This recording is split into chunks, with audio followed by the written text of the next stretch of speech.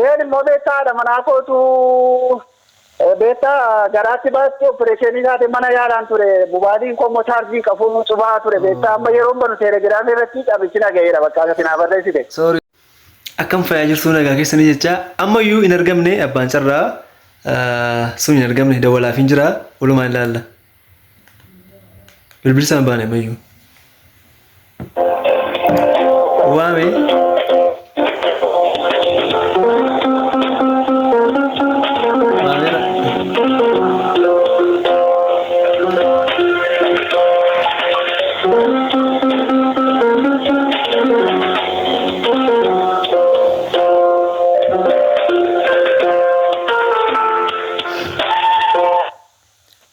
Hello. Woi.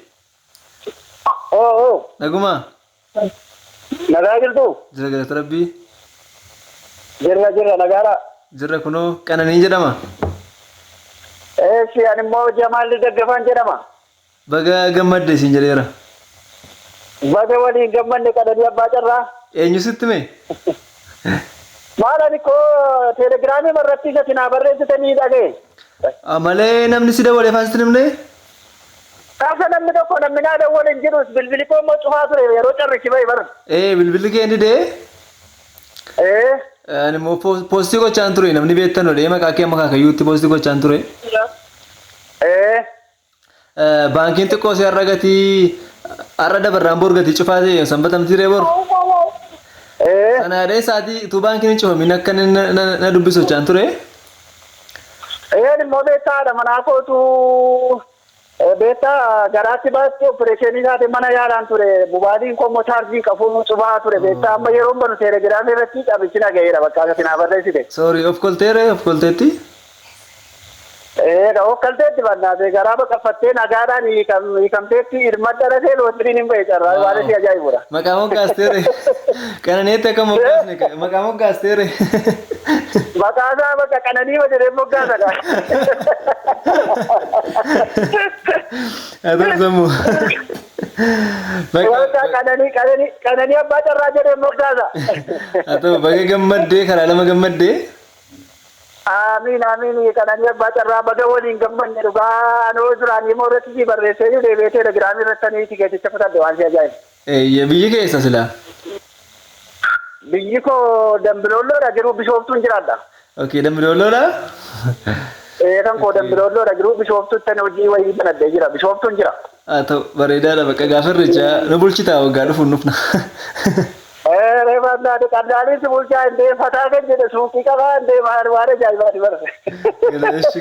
Galatamii. Akkaawuntii kee naa ergitaa borsanbata mana baankii malee tiraansfarii ta'uu danda'u beektaa birriin guddaan. Birri guddaan. Kanaafiyyuu wixata yookiin sanyoo dafinoosa jennu gaafa sana ganaman sii galchaa. Dhagaan jira. Ilaawu.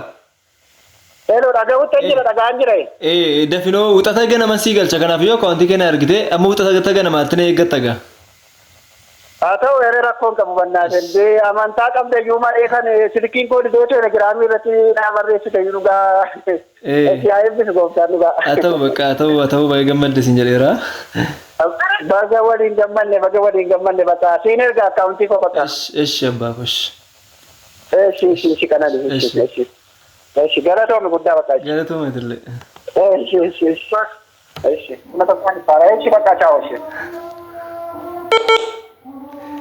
Abbaan carraa marsaa 18ffaa isa kanadha argameera jechuudha. Gidduutti namni irratti bilbilee gargar ture haasaan keenya.